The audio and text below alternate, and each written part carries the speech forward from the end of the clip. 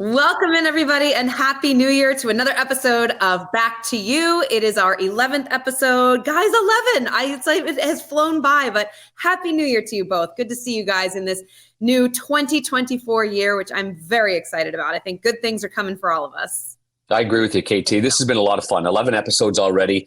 And, I think that we're having fun. We got great guests. I mean, and I think what I get from people when they listen to it is that they've enjoyed it because it's not just, one dimensional. We're not a one trick pony. We've got a lot of great guests out here. We've had, different sports. And I got to tell you, I'm learning a little bit more about different sports and learning from Niner over there, our obviously our betting guru guy, that he's wrong on every bet so far. But I've learned from you, Niner. I'm really, that's why we need to refocus on DraftKings or FanDuel or what.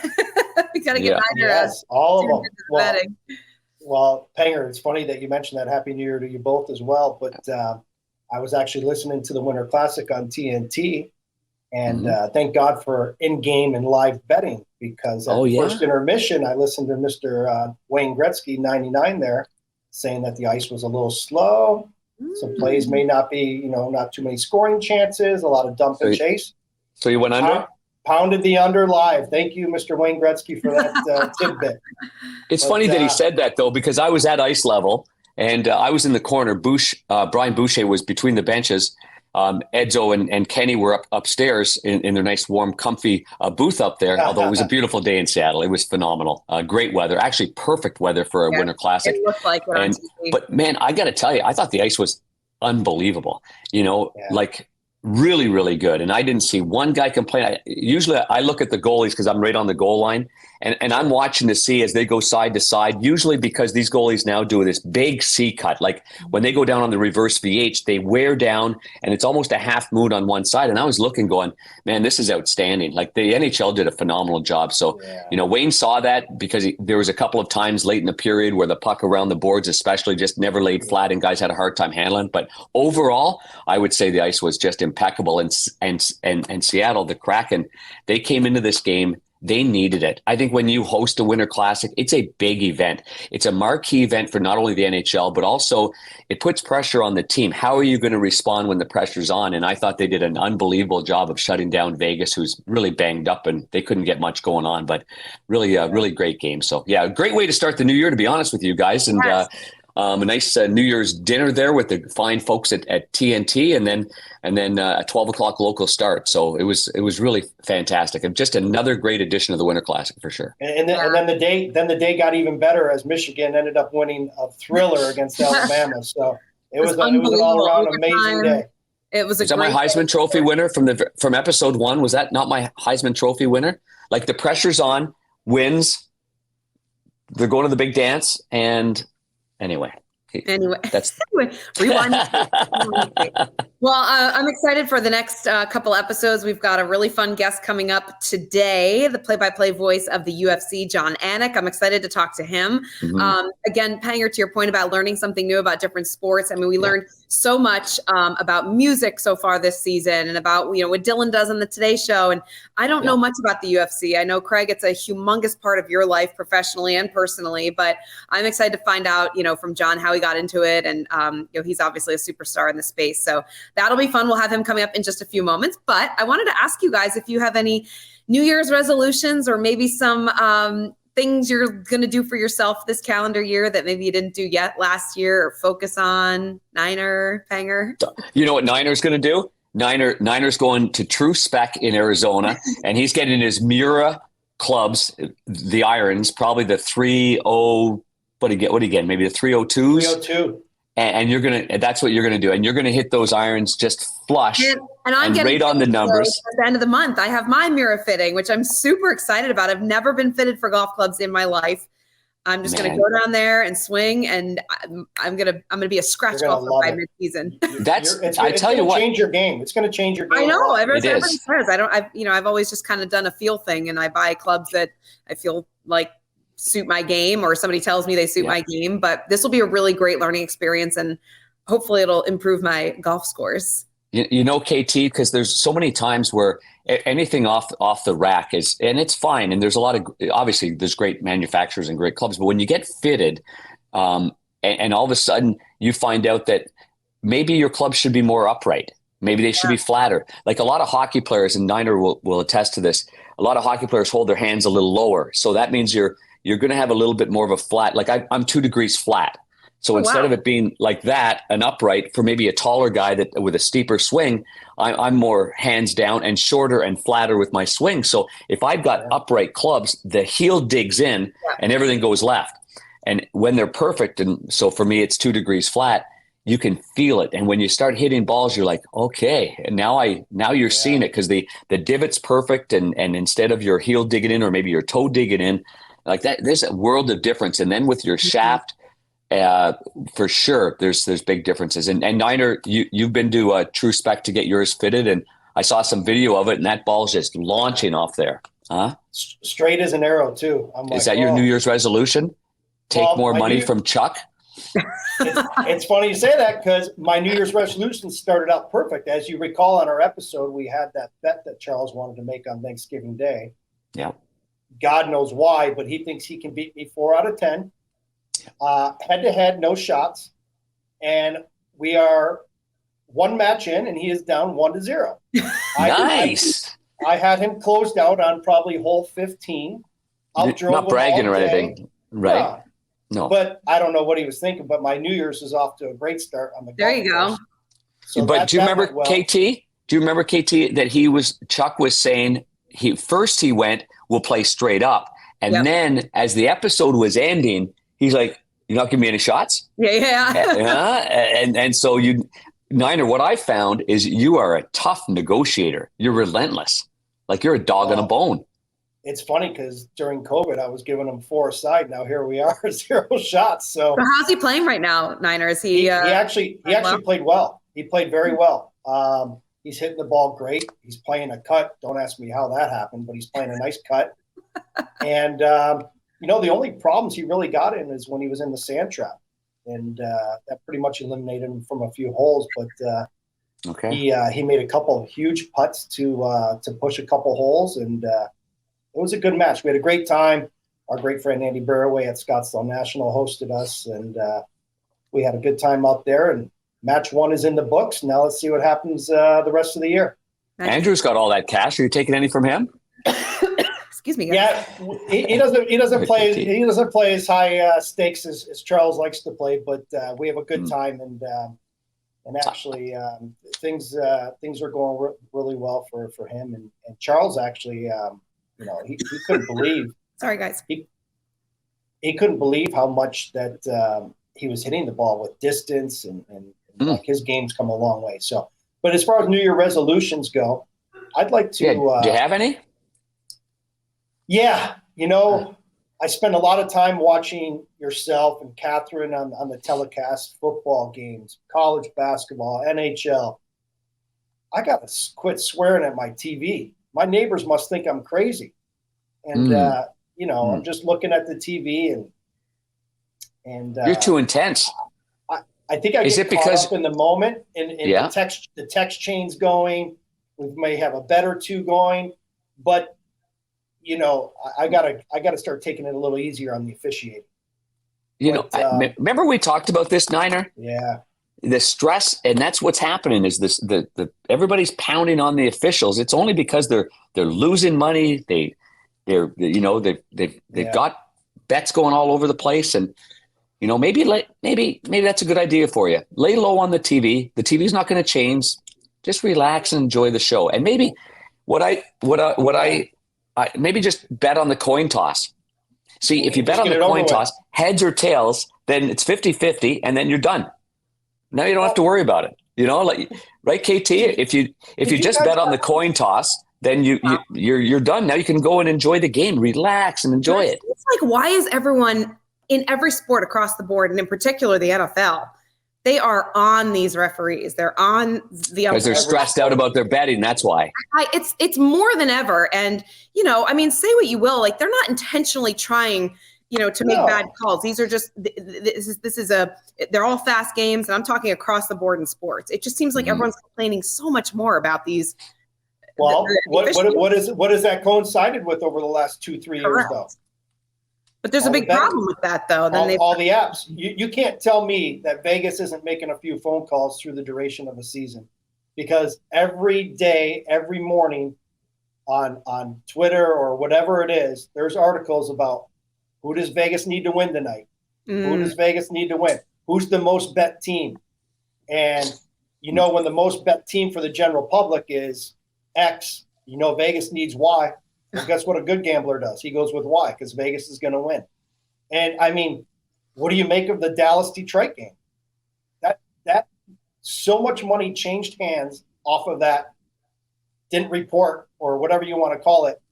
I mean, I have a few questions. And our guest, Jon Anik, him and his twin brother, Jason Anik, they have a Anik Squared gambling NFL show that they do every week. And immediately our text thread was starting to go, okay, we're looking at the official. Why was the official in such a hurry to run away from the lineman as they're trying to report? Why don't you make sure you stay there, get it straight? But he was in such a hurry to go tell the defense, okay, this is the number that reported, so they can make the announcement. The other thing is we're all in TV.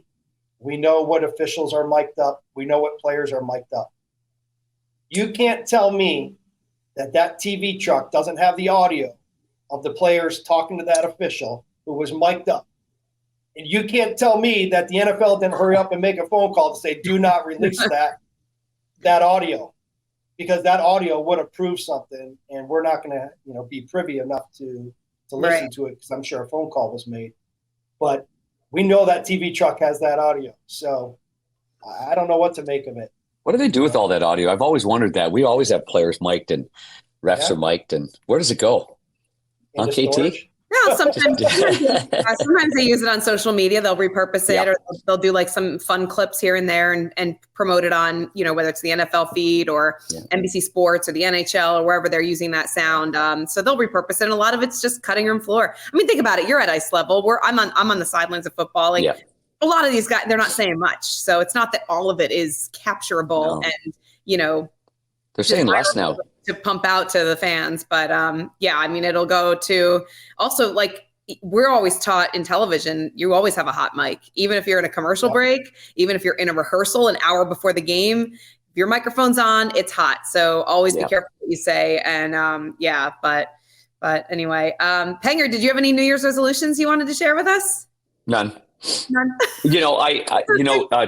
Now that I'm with the Blackhawks on the TV side, and Troy Murray, my good buddy's on the radio side, and I said to him somewhere mid-December, I said, Muzz, I'm not going to have any more bourbon. I'm going to cut back on the brown stuff. No more bourbons for me.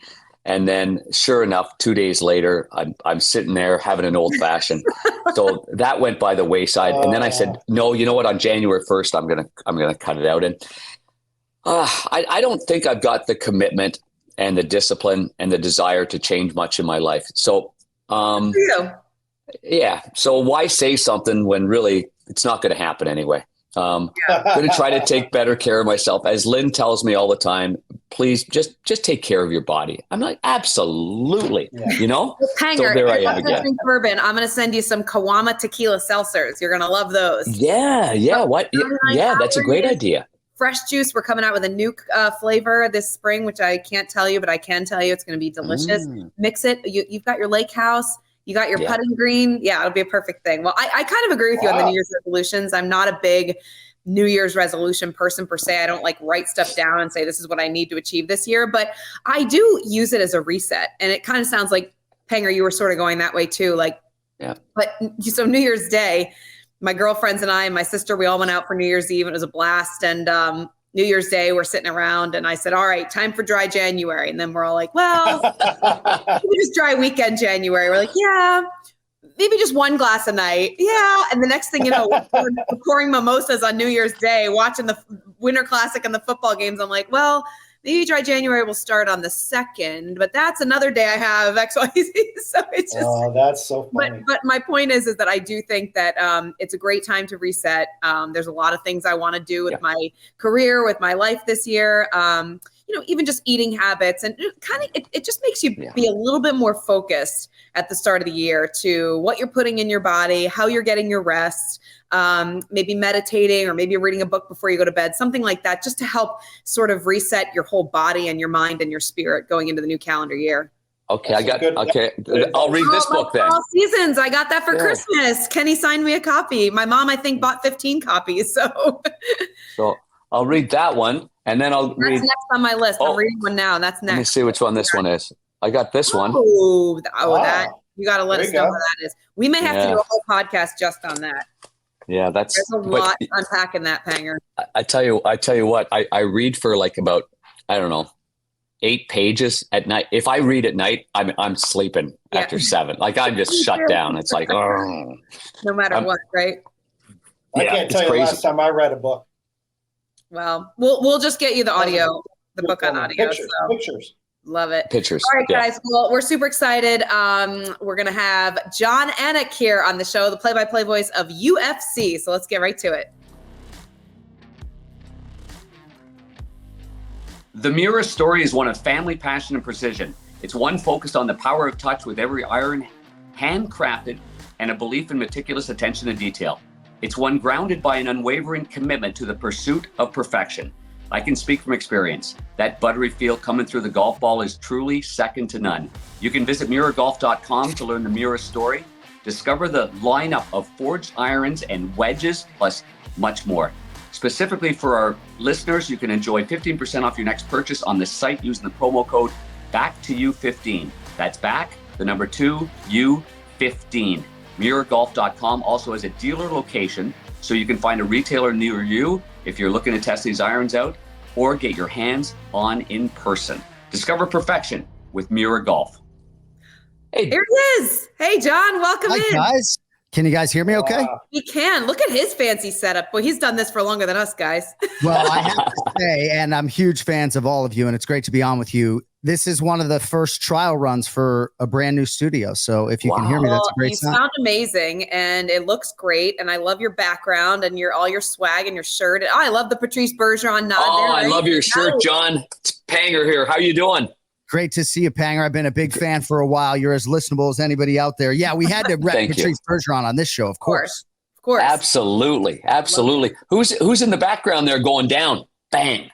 So, yeah, I feel awful, right? The bloody individual over whatever shoulder is Calvin Kattar. He's a Boston guy, and I am too, but that sort of is immortalizing one of the best singular UFC performances of all time by Max Holloway. So we had to do it. And then Nate Diaz is over my other shoulder, and they do say, it may sound trite, but if you enjoy the space that you're in, it can really enhance whatever you're doing. And I can say, as someone who's done a podcast for almost 9 years, now having this space for the last few weeks, I enjoy doing the show a little bit more. I got bells and whistles and things that I don't know how to work, but yeah, it's kind of a nice space to be in when you do this as much as I do. Yeah, that's awesome. Wait, getting back to your Boston roots, I got to ask you, where did you grow up in Boston? So I was all over. I lived the first 31 years of my life in Massachusetts, started in Wellesley, then Natick, but I lived in Medway, Brighton, Newton, really all over the place. And I lived there when you were working for Nesson. So I've certainly followed your work and been a fan of your work. So a lot of connections. Last year, Jon, I just left Nesson. That was just last year, right? Well, hey, I was doing a little research today, and I only really have 2 things. Darren Pang, seemingly, if my research is accurate, has a big birthday coming up, and Kathryn Tappen kind of likes Boston maybe more than a New Jersey / New York. Anywhere else. I have to tell you, I love New England. I mean, I grew up going up to a summer home in Maine up there I lived in Boston for 11 years. Even after I left Nesson, I kept it as my home base. I lived in Charlestown. And fun fact for you, Jon, I started boxing in 2014, and I went to Peter Welch's boxing gym in Southie. Wow. I have continued to box ever since. I am like totally hooked on it. But my girlfriend took me, and she's like, you got to come boxing with me. And all I kept thinking of was like, I don't need my face punched in. And she's like, no, it's not like that. You're not like taking punches. You're going to spar and you're going to learn. She takes me down the street, down Broadway, and I'm looking around like, where is this gym? And we walked in. And Peter Welch's boxing gym, you guys, it is as authentic as it gets. You pull into like a beat up old parking lot with a bunch of warehouses around. I mean, I literally had my head on a swivel. Like, are you sure this is where we're going to go? and the greatest guys, like Southie guys. I mean, it's a bunch of the Bruins would go and train there. Sean Thornton always went there and trained. Mickey Ward was always there. And it was just awesome. And it smelled and it was grungy. And it was awesome. So you can appreciate that as a Boston guy. For sure. And I'm glad that you've stuck with it. You know, I can't say the same about me in Brazilian Jiu-Jitsu, but Peter Welch is such a unique individual, and there is a softness behind him. But I always say, you know, if I got 2 or 3 guys in a back alley with no weapons other than human weapons, I mean, Peter Welch is getting a slot niner. Obviously, you go way back with him, and he's a hardened individual, an outstanding boxing coach in mind. And he's on the UFC road show, probably much more infrequently than ever before. You see him like once every 2 years in the corner of an individual. But yeah, what an absolute stud. It's kind of cool that you cut your teeth under him. Yeah, it's where I got hooked. So, you know, KT, when you were describing that, I was thinking of that great show, Ray Donovan. And remember he had the boxing club was Donovan's boxing club right there. I could kind of visualize that alleyway and the nice stench and the nice smell of athletes just pounding it. Oh, that's fantastic. Niner, you don't go near those things. See, you got your Johnny O's nice flannel on right there. There's no way you could fit in a place like that. This thing is so soft. Ooh, thank you, Johnny O. You know, John and I go way back to his first days at the UFC, and what a treat it is to work with him and to just, you know, all the stuff that he does behind the scenes. John, I got to give you props. You do your homework. You're diligent. You're such an artist at what you do, and I just want to give you those props. Well, thank you, buddy. Can you explain to people what you guys do together? Because I think a lot of our audience, they don't quite know, Niner, what you do with the UFC and you and Nordy and the production staff. Know what he does. I don't know what he does. So let's. I'll let John go first, and then I'll defer, and then I'll go. Yeah, I think he wants to lay out and just have me pay him a bunch of compliments right now. So yes, yeah, I mean, he's the greatest to do the job that he does, which is to say that he stage manages our UFC broadcast, but he fucking hates that stage manager title. So I love it that we're going to use it the whole time, John. No. I mean, don't call him a card guy. Don't call him a stagehand. He'll, you know, jump through the screen. But no, he is our longtime stage manager, for lack of a better title description, but he is my right-hand man on broadcast night. I would say he's as close to, you know, a spotter as an NFL play-by-play guy might have. And he is to my left, and he predates me on this UFC broadcast by 7 or 8 years or so. So he knows this format as well as anybody. He could probably show up 6 beers deep and still rifle through it, but he's not going to do that. He's not a big drinker, incidentally. But no, Craig Conley is my right-hand man, and I'm thankful for that time we have together. You never know how long he's going to stick around. He's been doing it a long time, but you know, nobody puts me more at ease sitting in that seat to my left than Niners. So yeah, we've had a kinship for a while. We're both betting on sports every day, so we have a lot of common ground, and he's a good man. I'm glad he's here with you too. He's got a great eye, you guys, because that's where we started too, Niner. I know your hockey background, but you've got an analyst eye, and John, that's what you're talking about, huh? That you can trust the fact, and I always felt that way when Niner was in our booth in the old ESPN days with Steve Levy or with Dave Strader or what have you, and that you always felt like you would never miss anything. And you know, that part of our game as a broadcaster, it's kind of missing, Niner. And there's many games where I think back to our time, and you were behind, and you know you're on with the late Bruce Connell, and bang, we've got everything. There's too many men on the ice. There's a high stick back there. There's going to be a scrap over here, and John, there is a comforting part of that, and I appreciate it. I miss you, Niner. You know what? I'm going to bring you back into our booth. Oh, don't take him away from John.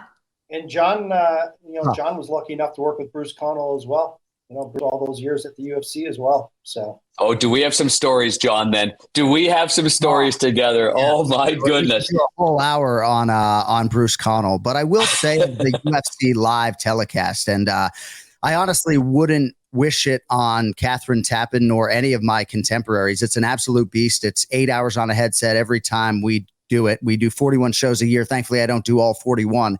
It sort of evolved or devolved into this, right? Sometimes we have 15 fights a night, 3 different formats. And having Craig there, obviously, he's just so at ease with all of it because it's second nature to him. But I think only Craig and a few select others could speak to just the monster that is every telecast that we do. And it's why I don't know how much time I really have doing it, right? It is an absolute monster, and we're very dedicated to it. But I don't know. It's like it's hard to show up joyful sometimes for me on fight night because there's just so much on our collective plates when we do one of these things. Like, how do you, John, I mean, the biggest thing for me, people always ask, how do you get ready for an NFL game this day, an NHL game this day? It's all preparation, right?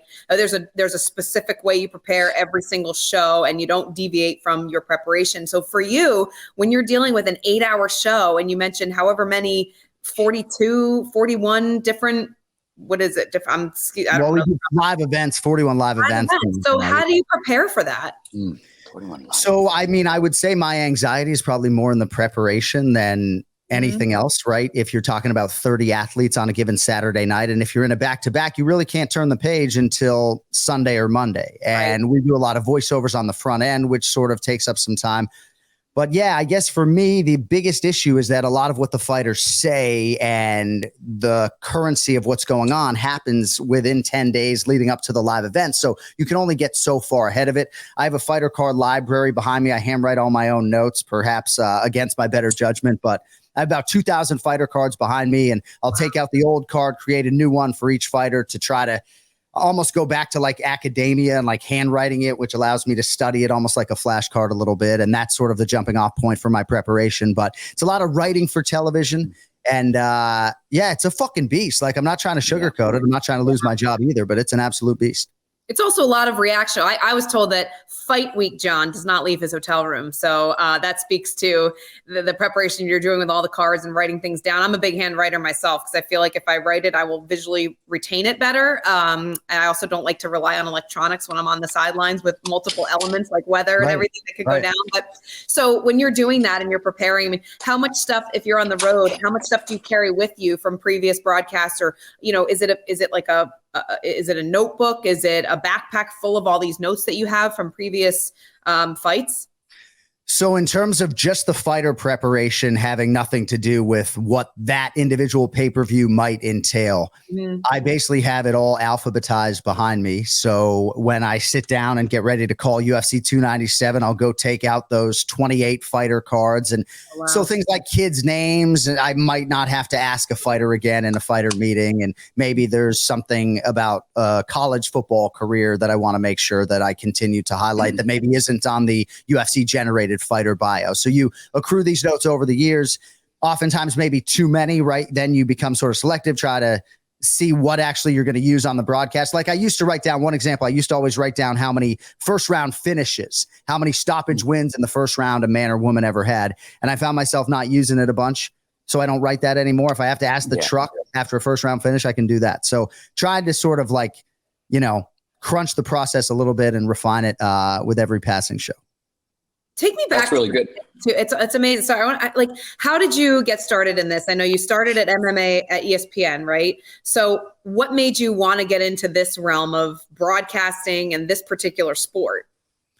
So I actually started on the radio in Boston. I was competing with WEEI. I was at 1510 The Zone, the Sporting News Radio affiliate. I don't know if you know the name Ryan Russillo, but he was a guy that I worked with extensively out of the Boston market. And yeah, eventually I got to ESPN Radio in Bristol, Connecticut in 2006, and they were auditioning ESPN Radio Sports Center anchors, as we were called, to go over to TV for ESPN Digital Media. So sort of moved over from radio to TV. That was never my intention whatsoever. And during my time with ESPN.com, they were launching a show called MMA Live in 2008. I had hosted the Mouthpiece Boxing radio show for years. So I was one of the few individuals in Bristol, right? Stuart Scott, may he rest in peace, Brian Kenny, and me were really the only combat sports guys under that roof. And I obviously paled when it came to resumes and those guys, but neither of them were necessarily going to host a digital property called MMA Live. So I auditioned for that show. 07, 08, got that show. And then in 2011, when the UFC doubled its schedule from 20 to 40 live events, I was covering a UFC pay-per-view for ESPN March of 2011. And I essentially got offered a job backstage, and everything sort of changed that night. And here we are 12 years later. 2011, the year the Bruins won the Game 7 in Vancouver. Big year for you there, big guy. So I actually drove from Bristol, Connecticut to Boston. I paid $750 to go to Game 6, knowing the Bruins could not win the Stanley Cup that night. And that game, if you recall, was over in a few minutes. And then they took care of business in Game 7. I still say to this day, Niners sick of me saying it, and Panger and Kathryn, of course, but that is the hardest pro sports championship to win. And it's not even close, right? The Super Bowl and the fact that you could win a couple of home games to then play in the championship game, juxtaposed against the Bruins going through 25 UFC fights, essentially, to get to that Game 7 against Vancouver. So proud of that 2011 championship. Relative to how much talent has been through there since, it's a little bit unfortunate there haven't been more finals appearances, but, still optimistic about this year. We'll see. I remember, KT, you and I were at NHL Network in 13. I'm not going to bring this up because but that must have just been devastating for you. We were in the building and the bang, bang, the Hawks scored late. It was just like, it was a stunning blow, wasn't it? Turnaround. It was unbelievable. Yeah, I mean, that's as bad a sports memory, I think, as any Bostonian would have. I guess I've been softened by my age a little bit. In terms of, I sit here in South Florida as a fan who grew up hating the Miami Dolphins. And now all of a sudden I have a soft spot for all of these people who are trying to realize something that we as Patriots fans got to enjoy several times over. So, yeah. I mean, you're sharing the good stuff, John. That's some good positive thoughts right there. Well, also, I mean, fuck the Maple Leafs, right? But yet I find myself rooting for those people to realize some postseason success, because, they deserve it, right? They put in the time. So, yeah, I think that's one thing that is softened for me. I mean, the New York Jets and the New York Yankees, I don't know that I could ever get over that hump. But certainly with teams like the Maple Leafs, Canadians, I'm not over the hump yet. But the Maple Leafs, teams that I rooted against as a kid, Maple Leafs, Miami Dolphins, I'm good with those franchises now. I love it. That's awesome. Your Dolphins have a big game coming up this weekend. Oh, she just called them my Dolphins. No, I mean, I guess probably in my heart, I'm rooting against them, but I can derive some happiness from my babysitter, who's a big Miami Dolphins fan. There you go. But no, it'd be better if they didn't win the whole thing, Kathy. That's exactly. Spoken like a true Patriots fan. What are your thoughts on what's going on with the Pats and the meeting that's supposedly going to happen between Kraft and Belichick? I mean, what are just from a fan perspective and obviously your knowledge of the industry, what do you think is going to happen there?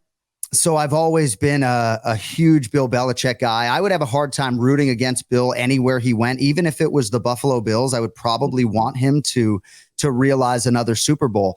The man has lost marriages because he just wants to coach football. And that's where he is at this stage of his life. He just wants to coach defense and coach football. They're going to play hard every week. And to sustain a culture and sustain a season like this and still be able to get guys 1 through 45 on game day to run through a brick wall for you, Bill Belichick has my ultimate respect. So whatever note upon which it ends, I don't really care. I just know there's plenty of fight left in that dog as a head football coach. He just shouldn't be buying the groceries. And if this is the jumping off point, then I think that's fine. I do think the Patriots are in dire need of a young offensive mind. Well, it doesn't have to be young. You can be an old offensive mind, but a sharp offensive mind. Bill O'Brien can't call offense in 2024. So young offensive mind and somebody else picking the groceries. But I'd like to see Belichick get a chance with one of these franchises that is on the cusp of greatness because I think he could take them over the hump. Yeah. Where do you think would be a good landing spot for him? Well, I mean, Sean McDermott's a guy I've defended, but I think Buffalo can do better. I think relative to expectation, they've really underachieved. So I think Buffalo makes a lot of sense.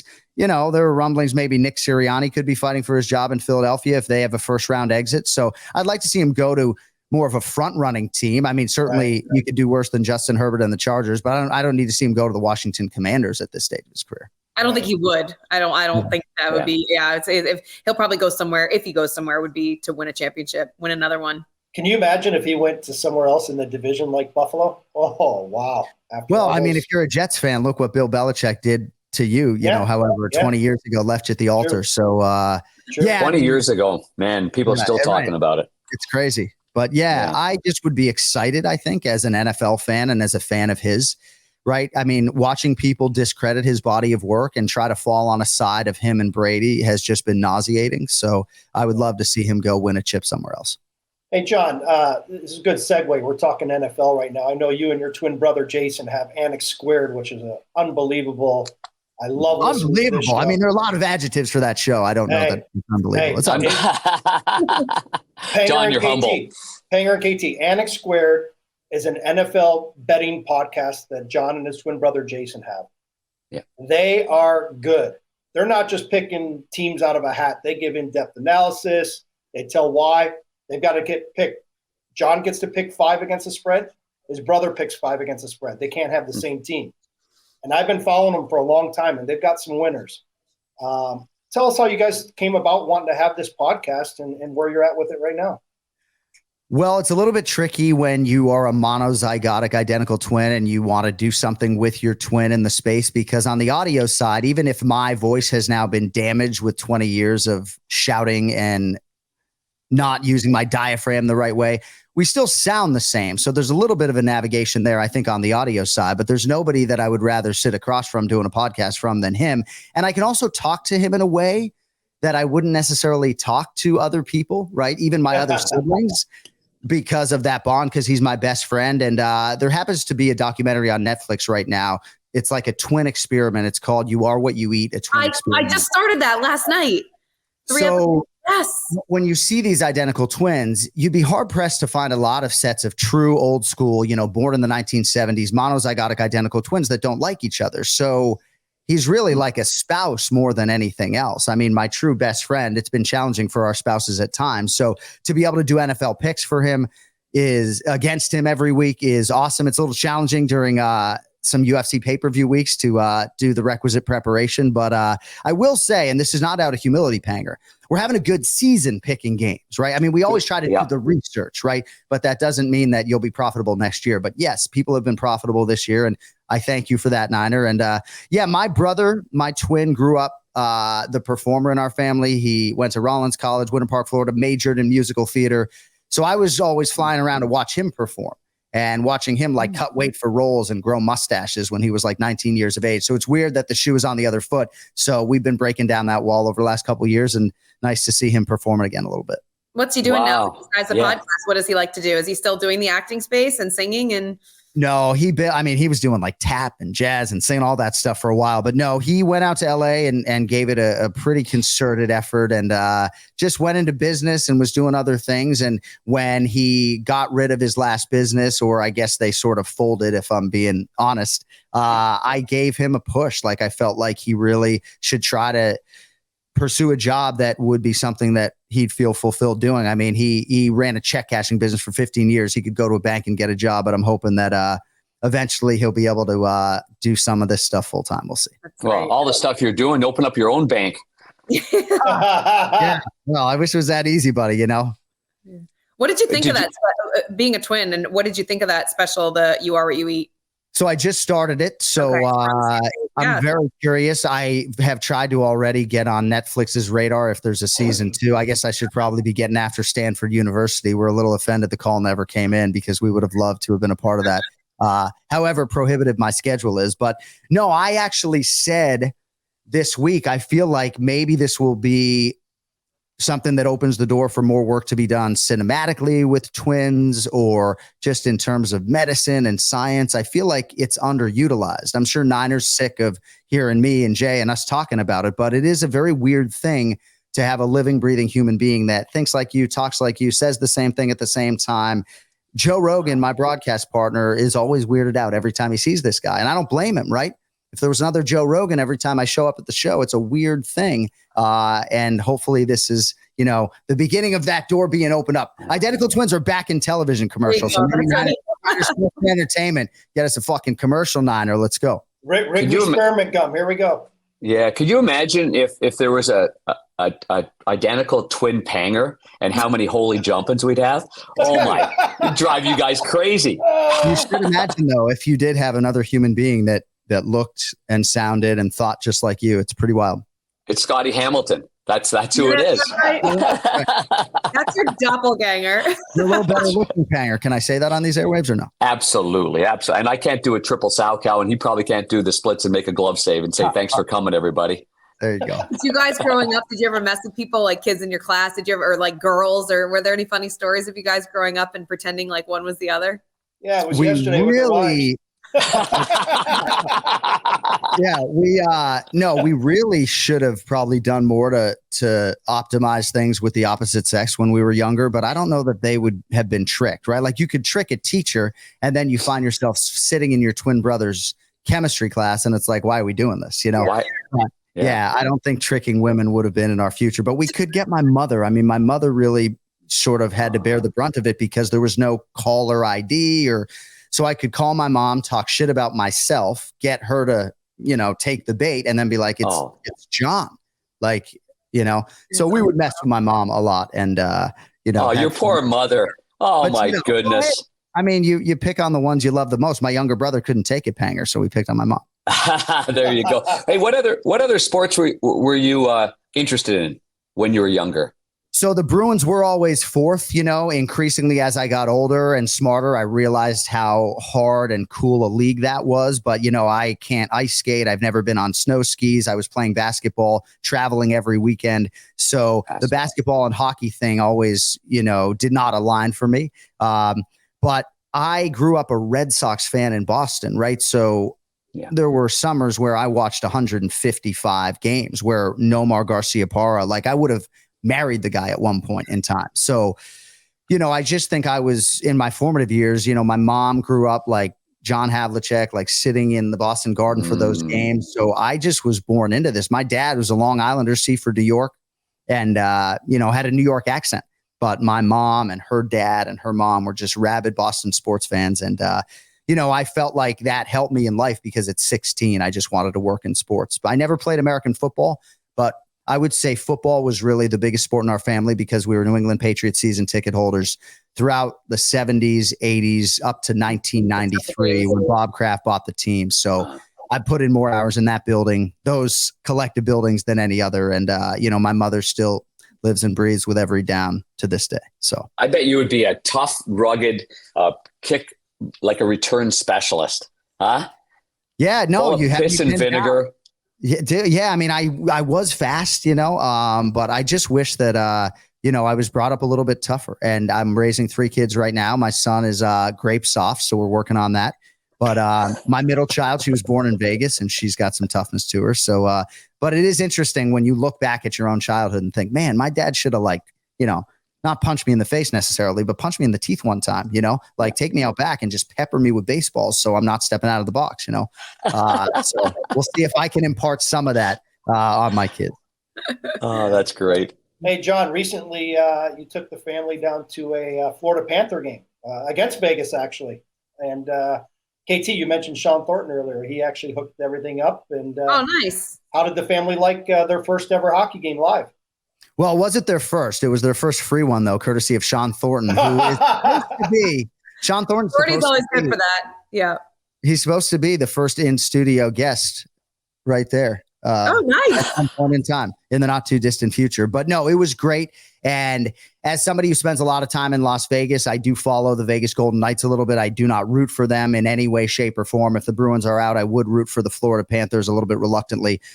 But no, I thought that December 23rd game was pretty telling, just the extent to which the Knights were outplayed and outshot and disinterested. And you don't want to read maybe too much into one game. And my daughters always have a great time. And thanks to, Sean for putting us center ice. I always try to buy tickets right on the boards when I'm down here because in Boston, you can't afford to sit right on the boards. In Sunrise, Florida, you can actually sit right on the boards. But I learned a few weeks ago that it is better to be center ice. But I don't know. I came home and bet on the Florida Panthers to win the Eastern Conference, and those teams played again last night. And I felt like the Panthers were pretty safe, minus 125. I don't know what's going on with Vegas, but the visuals down here were they're banged up, John. They're banged up. I just did the Winter Classic, and I mean, they get a lot of offense from their D, and that part of their game is missing right now. And so I think they'll be ready to go once it comes down to it, and they get those big redwood trees on the back end. But watching Matthew Tkachuk again last night and remembering in the final that, I mean, a fractured sternum, kept him out, and he was banged up before that. I think they just expended so much to get there, to beat, obviously, here I go again, but I got called in to do that Game 7, Brendan Burke and I on TNT, and we just jumped right into Game 7. I was right between the benches, and I saw a Bruins team that just couldn't get it going. And then, then you see some momentum going the other way. But I like your pick on Florida. I think they've got a good D that can get around the ice. They've got some good depth up front as well. That's not a bad pick coming out of the East. I'll tell you that. Yeah, exactly right. Yeah, it seems like public perception is really split on Bobrovsky. I like him, but even down here, it seems like a lot of people don't. I know he makes a lot of money. He's 30-1 right now to win the Vezina. But I don't know. I guess for me, you brought up it's hard though, John. You brought up that Game 7 though, and my wife is like all about the Panthers, and we talked about doing like a partial season ticket package, and then that Game 7 and that series happened. And then I was like, I'm never going back to the fucking Panthers den as long as I live. Now I've been back there since, but the nature of that Game 7 and that series 1 versus 8 and the way that Bruins season unceremoniously ended, it really impacted my ability to root for this team living and breathing down here in South Florida. So, I don't know. I kind of wish that it didn't go down that way. You brought it up, though. I tell you what, the Florida Panthers, though, and I'm going to give hats off to them. They got, during the final last year, I'm a big golfer, John, and I got to play the Grove 23 in Hope Sound a little bit just north of Jupiter.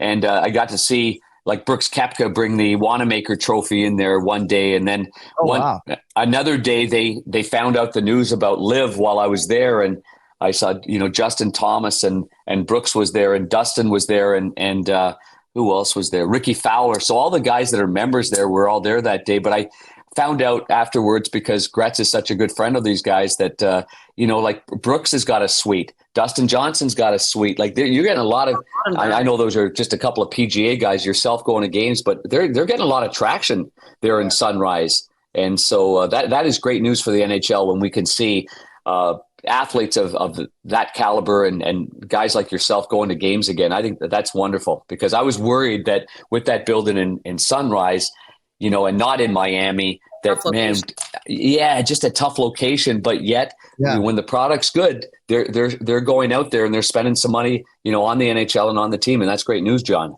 No, you're right, and the arena is well run. It's a great experience, right? You're not having to deal with Miami, so there's a lot to like about it, and it's a legitimate home ice advantage. It really is. It's a good home crowd. Like I would be looking to bet them at home. And it's part of the reason why I think in totality, I like a wager on them to win the Eastern Conference right now, if not the cup at 15-1, right? You mentioned Tkachuk, right? It's like in a postseason setting, you got a couple dogs like that or just one dog like that. You just never know. So I know it's hard to get back there. I mean, I don't have any tickets on them to win the actual cup right now, but I think getting back there is not at all out of the realm of possibility.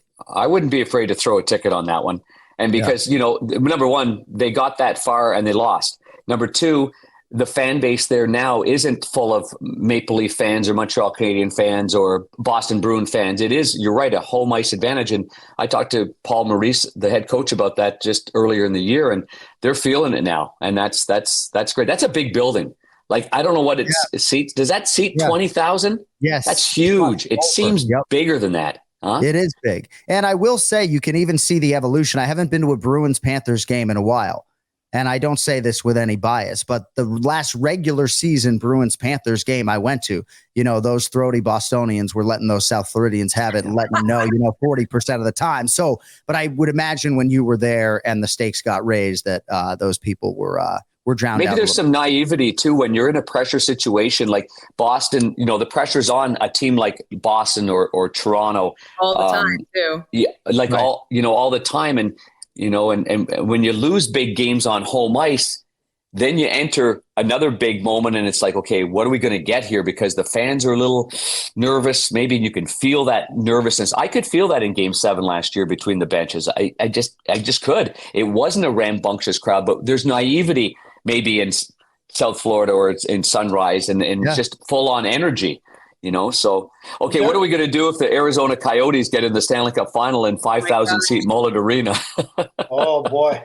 Sell tickets outside with a big viewing board, Well, the good news is we won't have to worry about that. But anyhow, they're a feisty team. I wouldn't put money on them, but they play hard. What would they do? What would they do? There you go. Put them in the sphere. in Well, Vegas. You can't move them from their home base, right? I mean, they win their games. Right. They get to the Stanley Cup final. Their fans will go. I mean, that the advantage of being at home is huge, but then they don't have to lease out. They'd have to lease out the old arena that they got. Yeah, or they'd have to put up a video screen and maybe the baseball arena or something, or open up the football stadium and bring people to the lower bowl. I don't know. They'd find something to do. But the old arena that they played in is still there. I mean, Glendale. Yeah, you're right. In Glendale, it's still there. They're doing concerts or what have you there, but. After breaking the lease and not paying them on time, and right. I'm not so sure they're going to open their doors, or they're going to triple the amount of what they were going to charge them. But is there talks about getting a new arena down in South Florida for the Panthers? I don't know. No, not at all. Not at all. No, I tell you, when we go, it's just a great experience. The customer service, the in and out, it's all great. Yeah, they've done a great job, and the concerts there too. John, they're. Have you been to a concert there yet? I haven't, but I know they have a lot of big time acts that roll through there. They could make their money probably. It doesn't matter what they do with the hockey team. I think they make enough revenue. They might be one of the highest revenue making arenas for concerts in all of the U.S., if I'm not mistaken. Yeah, I thought there was rumblings about going to like closer to Fort Lauderdale or something like that. So I wasn't sure. That's why I asked. Continued. I hate to stop the hockey talk here, guys, but I have to ask John's opinion about the national championship, because that is where I was parked Monday night in front of my television set watching Michigan and Washington. I mean, you're keeping an eye on it. You're keeping an eye on the betting space as well for it. But what are your early thoughts going into Monday night's big matchup? So the last time I did a college football game was 2015 at Husky Stadium. So I have a little bit of a soft spot for Washington, even though my grandfather did letter in baseball at Michigan. So I'm a little torn, but I did bet on Washington already, plus 4.5. I bet on Washington's team total over 24.5 as this dude drops his head in shame because he doesn't like my selection. So we'll see how it plays out. I'm just excited to see what that Washington offense can do. Anik can play the way he did on Monday night, this previous Monday. I mean, that's going to be tough. However, the Michigan defense is, I would not put them in the same category as Texas. They are, I think, light years better. But I think it's going to be a great matchup. And for my sake, I think it's great because it's two future Big Ten teams, but we're going to see Washington in the Big Ten next year. Michigan obviously already in the Big Ten, so it's very exciting for all of us that broadcast the Big Ten on a regular basis. But I'm just, the quality of the college football playoff games on this previous Monday was unbelievable, and you're just seeing that competitive balance. It was must see TV. That overtime game for Michigan, unbelievable. And it's you're fixated, and that's what you want. Well, and college football needed it right after that bowl season, needed it in the worst way because it completely flipped the script. Nobody's even talking about what preceded it. So right. Yeah. And I get a kick out of John with Niner over there, who's a Michigan native, as we well know. And I got a lake house in Michigan, but I don't wear everybody's hat every time. He didn't even go to Michigan. Niner. Yeah, but I mean, it wasn't my fault that they didn't want to recruit me. But here we go, John. Here we go. But I can't not root for them. I mean, I am Michigan. My roots go back there. But you'll take the 4.5, though, won't you? Well, let's talk through this. I was shocked that it opened up at 4.5. To be honest with you, I thought it'd be a smaller number. Michael Penix Jr. is going to get his. He's going to, no doubt, probably throw for 300 yards plus. He's got the best wide receiving group. Those. I mean, he's got the top. I think. I mean, Marvin Harrison Jr. is obviously 1A. This guy's 1B. But I mean, I like to buy points. I mean, if I can get Michigan down to 3, I think I would like it. But 4.5 does seem to be a lot. But our great producer Cody Merrill just put up 61% of the bets are on the Washington money line. That's shocking. Can you explain that to me? I don't know what that means. Explain that to me. Go ahead, John. I don't even lean into those numbers with respect to Cody, right? 52% of the betting handle, it says here, and 60% of the bets are on Washington right now. I mean, it just means that a lot of people are liking the value, I guess, on Washington, but 48% of the handle is on the other side. So got it. I don't know. I mean, I think how much will that change, John? It depends, I mean, you're looking for two-way action, right? When they set a line, they're looking for two-way action to move from 4.5 to 4 I don't know that it's going to dip to 3.5. I think it'll probably settle at 4. Okay. And I wouldn't be surprised to see it go back to 4.5. You know, I also have a third ticket. If you really want to know, I play Washington first half +3, you know, but we'll see. But I'm an underdog player, like historically. Like I wouldn't be surprised if my local bookie would manipulate the lines, you know, away from the underdogs, because historically I'm much more inclined to bet on underdogs than favorites. And the way I look at it, the way I'm looking at it is at 4.5, I got to believe the general public's going to be all over that, right? So when the general public bets Washington, who does Vegas need to win? They need Michigan. They need Michigan to cover the spread. You know, taking my heart out of it, do I like Michigan to win that game? I do. I absolutely do. I think you got to go with the better defense, like you mentioned, KT. Not that Penix isn't going to get his. And I just got to hope that J.J. McCarthy doesn't make any mistakes. We're not looking for him to be a hero. They got to pound the ball. They got to control the ball, because Washington's explosive. They can score at will, and they can score fast. So I think if the Michigan can get the running game going, control the clock, and keep Michael Penix Jr. off the field, then I'm liking it a little bit better. But if Washington is going to be the general public, you know, and everybody's all over them, then I do like my Michigan play at that point.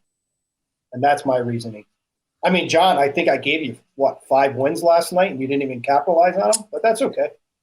Hey, you know, some of us have dependents, and we're at soccer practice, and we missed the 7 p.m. Eastern window, you know? Yeah, that's the way, John. Give it to him a little bit. There's other responsibilities going on, you know? I mean, I did give him Florida Panthers. I gave him 3 or 4 hoop winners. And then all of a sudden I hear, soccer practice got in the way. Well, you know, my twin brother. God damn, you ain't got a phone to put that in on? I mean, dude, what the heck? Well, my twin brother and I have 5 kids combined, and we're on a group text with Niner, and Jay will sometimes say to me, like, man, Niner's all over it all the time, right? Ready to go, you know, wanting responses. And it's like, dude, we got a kid on every arm half the time, you know? That's awesome. I love it. Yeah, I guess by me living alone probably bothers you guys too much. Niner, it's funny because I got John and KT knows this. I've got 5 granddaughters. So wow. While 9, and they're under the age of 4, all of them. And so while Niner's sending out all these group texts and we got our Back to You podcast going on, I was losing 3 straight games of Pretty Princess. Okay. So, I mean, I rolling it. Next thing you know, I got earrings on. I got the crown on. You gotta get that on. And bang, little Charlie, my granddaughter that's 4, goes, Grandpa, I won. And she's got all the pink ones on, and I end up being the loser. And we're just slamming him like, Panger, are you available Friday at 2 p.m.? And there's Niner talking about +4.5, and we got this going on. I'm like, I'm playing Pretty Princess, man. You know what I mean? The important things in life. Love it. You got your priorities straight. We're just darn right. We're just the little minions in your life. John and John, I feel you. I'm with you all the way, you know, even though spoiling a granddaughter is a lot different than, you know, raising your own kids and having to really discipline them. We just give them stuff. Hey, John, I know we don't have much time left with you, but, you know, kind of wrap up, like we had a huge end of the year UFC. Kind of get us into 2024 and what we have on the horizon there, what your schedule might look like. UFC 300 is going to be happening here in the spring. Yeah. Take us through a little bit in the calendar year. Especially great Canadians, okay, John? Give me the great Canadians that are out there. Our first pay-per-view will be in Toronto. End of this month. Right. Canada has been waiting for somebody to take the torch and give this MMA crazed nation. And I'm telling you, I mean, per capita, no people like mixed martial arts or make more noise for it live than Canadians. But we aren't going there nearly as much as we used to. And George St. Pierre's not walking through that door. The guy is Mike Malott. He's in a showcase fight at UFC 297 in Toronto, coming up in January, live on pay-per-view against Neil Magny. And I think right now, any knowledgeable MMA fan would suggest that he is Canada's best hope for UFC Golden Glory. So we'll see how he does. But the sport's just blown up, even beyond what my dreams could have been, right? I mean, when I was leaving ESPN, I didn't care if the UFC was going to be on the G4 network, and that's what they were talking about at the time, right? It was just like getting on this wagon. And obviously the Fox deal laid the foundation for the ESPN deal, and our pay-per-views and our live events are just such a hot commodity these days. So I'm very thankful for all of that. And, a lot of international travel, and certainly Niner and I could do without that. Perhaps he leans into it more than I do, but if it all went off my schedule, I'd be okay with it. Going to Australia multiple times a year, Saudi Arabia this year, Brazil to be sure, Abu Dhabi every year, 100 nights plus a year on the road, 12 years in is a lot. But when you have the job you want, you keep doing it. But we'll see. I think it's going to be a huge first quarter for us. Conor McGregor potentially coming back this summer, UFC 300 in April. So it's a good time to be a UFC fan. We're happy this respite is almost over. And John, give me one reason, if you're not a UFC fan, we have a vast audience of listeners and viewers here. What's one thing to look for when you tune in and you're like, all right, I don't know what I'm watching, but what's one thing that maybe is exciting or something you can kind of hook your eyes onto to keep an eye on? Well, I love watching fights end by submission, whether it's an arm bar or a leg lock or a rear naked choke, right? Like, I think there's such a sophistication to Brazilian jiu-jitsu, and there aren't that many men and women who can actually really execute offensive MMA grappling at the highest level. So that's a big thing that got me into the sport. But I'll leave you with this, I guess, on that. I'm at the Panthers Golden Knights game. I'm there with my two daughters, and not that they're looking at their phones, but sometimes they're looking at their food or they're looking at whatever the fuck they're looking at, right?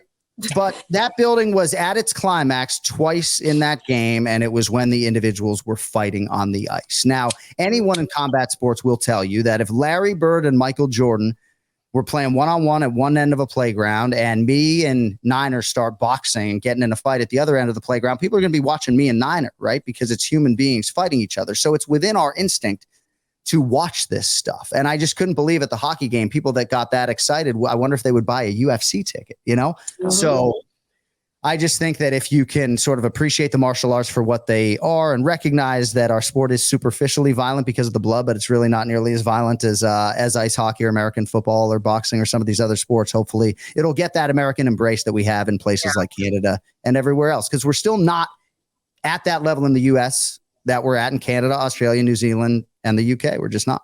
But to your point with American football and the reason why it's so popular, I believe, in the United States and has always been, it's that gladiator mindset, right? You're watching guys go into the ring to compete, and you're cheering for one or the other. And it's the same thing with UFC. It's like, it's a gladiator. It is the epitome of, fight or flight. And it's great. It's fun. It's entertaining. And to your point, you've got, multiple matches you can watch on any given night and fights and cards and everything like that. So it's a fun sport to get into and we're excited we were able to have you on here. I know you're a super busy man, and we love chatting all sports with you and betting and everything. And hopefully we can get you on here again sometime soon, John. Anytime. I appreciate all of you guys, and I've admired all of your work, except for Niners from afar for years. So it's very cool for me. As a longtime Bruins fan and New England Sports Network fan to be able to chop it up with you folks. Thank you. Likewise. Right back at you, buddy. Thank you. Thank you for the compliment, John. Next time I'll go to take care of your 120 cards for you, and let me see what I can do. Oh, here we go. Turn them upside down. Hey, I mean, if people are still listening at this stage of the show, all the compliments for this individual were way back like 40 minutes ago. So not complimenting him again. John, and I'll just say thank you too. I love your energy and your enthusiasm. And when you start talking about your sport, it's really contagious. And I remember when you started in Bristol, Connecticut, and going around all the studios, and I admire the fact that you started this out where you did and where you've come to from there, that you put the work in and hard work, and you still have the energy after that much travel. Listening to you now, I thought I had a busy schedule, and listening to you now and the work that you've got to put into the live events is it's good for the young broadcasters out there to know that it takes some grinding and some work and some passion, and it just doesn't come easy. You weren't anointed in this business, so congratulations, and a pleasure of having you on the show and seeing you, because I look forward to meeting you firsthand and seeing you, and we'll get together sometime. Thank you, man. That truly means the world to me. It really does. Thank you for saying that. I do hope to get to shake your hand at some point in time. And I would hope coming to Australia. The Back to You show is coming to Australia. Hey, if you want to use my UFC tickets in Australia, Kathryn Tappen, you let me know. But seriously, if you guys see a UFC live event, I think you'll get the bug the way, like, my wife now is just like all about the Panthers. She saw one game live And I think for a lot of people, you see the NHL live, you see the UFC live, and you get hooked forever. So we got to get you to a UFC live. Maybe Niner has some fucking pull after a quarter century sitting on. There you go, Niner. Attaboy, Niner. You're barking up the wrong tree with that one, let me tell you. Ha! Niner, this is John, right? It's not Jason the whole time. He hasn't pulled our leg. Yeah, right? It's got the same haircut as you, Panger. Yeah, I love it. That's awesome. John, thanks so much. Jason's got a ton of hair. Oh, yeah, he does. Thank you, guys. All right. See you Thank soon, you. John. Thanks so much. Thanks, Johnny. See you, buddy. Thanks, John. Happy New Year. That's great. I love it. Awesome. So much energy. I mean, you can see why that he's so successful with, the Anik and Florian podcast and what he's got going with his brother Jason. And it's just, and obviously on television, we've all seen him on TV. So pretty fun. That was a fun episode. Yeah, that was really great. And Niner, great work. I know we kind of toying with you a little bit, but you do great work there, and you know that. And obviously, he appreciates all the work that you do there behind the scenes. Yeah, listen, you guys are great at what you do. You've been doing it for so long. I've seen both of you guys prepare firsthand, and John puts as much preparation into anybody that I've seen to make it seamless, the way he's on camera, the way he's doing his show open. And not to mention, I mean, all week long, it's weigh-in shows, it's press conferences, it's the actual show. Then he does the post show for ESPN for another hour after calling 8 hours of fights. That's why he was drinking tea the whole time there. Yeah, I mean, listen. Throat coat probably. He's telling me every 2 seconds, hey, get me another hot tea, and I'll, text the runner or what have you. But, he hand types all his cards out. When I wasn't lying when I said there's about 120, 125 cards. It's everything that we're doing throughout a show. I mean, like we said, there's 8 hours worth. There's sponsorship reads. He should have this old system that I used to use. Remember that one? Yeah, he uses the scan card, like the 5x7 index cards. He'll use those for his fighter bios. And did he take over for Goldie? He did. Mike Goldberg. Yep, he did. He did, right? Yep. Mike Goldberg. Mike Goldberg was my play-by-play guy with the UIC Flames. Mm-hmm. I had Randy Hahn there as well, and then he went on to the ESPN, then the Red Wings, then the Minnesota Wild, then to UFC. Mm-hmm. Right. Wow. Yeah. And so John took over. Yeah, that's high energy stuff. I think, bringing the whole show together today was that Panger started off showing the book from Kenny Albert, his new book, A Mic for All Seasons, which is, if anybody knows Kenny, and we all work with Kenny many, many times, I mean, how that man is able to keep his schedule in check. And he is so prepared for every single sport that he covers. But then to see what we all do for a living. And obviously, I'm doing multiple sports. Panger is knee deep in many games a week. And then to talk to John, it's the same thing. And it's the same thing you always want to tell everybody is that you don't just pop on camera. You might see me for 90 seconds in a football game. You have no idea the work it took to get to those 90 seconds or what for Panger to call a hockey game, for John to call all those fights. It really is, it speaks to get to that high level and to get to the level to be respected and to be appreciated, you have to put the work in. And, hearing that from John, and it seems to be, it's refreshing to hear it from the veterans in the industry, because that is what is required to be great. Yeah. And the other thing I try to tell people is watch what you do, watch your games. I'm not. I do every time, but it's the worst. I'm like, you blinked like 3 times during that shot, and you said this, and you could have said that. I'm like the worst critic. But it's true though. Don't be afraid to watch it. It's probably not as bad as you think it is. It's probably not as great as you thought it was when you did the show. But just watch it and analyze it. And I like to watch my games, KT and Niner, after the game. I like to go back home. I do. I just like to go through my mind again, and I just sit back there, maybe have a little bite to eat, and maybe have a little cocktail, and just kind of watch it, take notes again. And then now it's in there and it's ingrained, and now you can go back to it and say, okay, I don't need to waste energy on that. That was dumb. Why would I even go there? And put yourself in trouble, even open up a can of worms that you didn't have to open up. So, to watch the effort and the energy. I mean, John's clearly. I mean, he's a high octane guy. It seems like. I mean, Niner, you're with him all the time. He is, huh? Yeah. And you know what? And that's what makes it contagious. He brings the energy to the whole broadcast booth, and that goes for his partners. It goes for our audio guy, our camera guy. He brings it, and that's why everybody gravitates towards John, and you guys as well. I mean, listen, I've been around you two a long time, but also, a sports personality, commentator, play-by-play analyst, whatever it is. People gravitate because of the energy that you guys bring, the homework that you guys do, and what you bring to the couch and what people are watching from their living rooms. And the enthusiasm and listen, we cover, yes. you know, Yeah, you see exactly. it's like it's pure. You really truly care about what you're talking about. And Pang, I got to read this quote because I read it in an article in the Sports Business Journal that when they profiled Gary Bettman last year and all the work he's done and you know, the longest standing commissioner of any pro sport ever. And just, you know, the trials and tribulations and the ups and downs he went through throughout his career. And it goes back to something you're saying, Panger, and I wrote this down, but he said, you are never as good as people say you are, and you are never as bad. Think about what's important to you and what your values are, and then live your life consistently, even when people are coming at you from all sides. I agree. Going back to what you were saying about watching yourself, you're not. It's never as good as you thought it was. It's never as bad as you thought it was. But at the end of the day, be consistent, and the rest will fall into place. So I love that quote from Gary. I really, really appreciated it when I read it for the first time. Yeah, I do as well. And I remember going through a tough series. A tough series is when everybody knows that you work for a team. So I was with the Blues broadcast at that time. And then I was with TNT for a very, very angry, animosity-filled, history-laden series between the Blues and Colorado. And you remember that Nazem Kadri and he had an issue the year before and with Justin Falk knocked him out. And then he has this situation kind of fallen into Binnington and what have you. And I remember after that game, Shane Knighty was our other analyst with us, and it was hard. Those are hard games too. It's all fun and games until something like that happens. And I thought we called a heck of a series.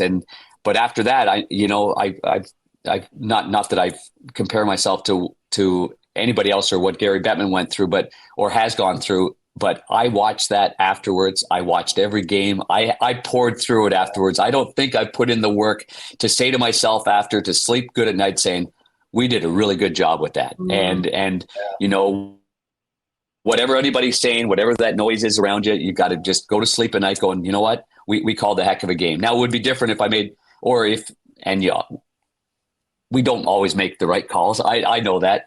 But boy, you got to go through it and you got to grind through it. And so we've certainly done that. The same thing that Johnny O does. And I'm going to segue because you've got your nice Johnny O leisure stuff right there, big guy. I've got a lot of Johnny O leisure stuff. Everybody thinks I've always got just the quarter zips, you know, because it's always just golf for me. And I've got the Johnny O's. But I know that we should remind our listeners and our viewers that you go to the Back to You, back with the 2 and the U, JAN. Is that right, Niner? Back to You, Jan, and you get 15% off your first order of Johnny O's. And we got your favorite teams as well, KT. Yes, I do. You can go to NHL. They've got actually NHL licensed products as well. And every time I see that, because we do that a small ad during our NBC Sports Chicago, and I'm like, that is some good stuff right there. So you got probably some Michigan stuff you can wear there, Niner. We got 15% off at Johnny O's. We love our friends at Johnny O's. We appreciate them supporting the show.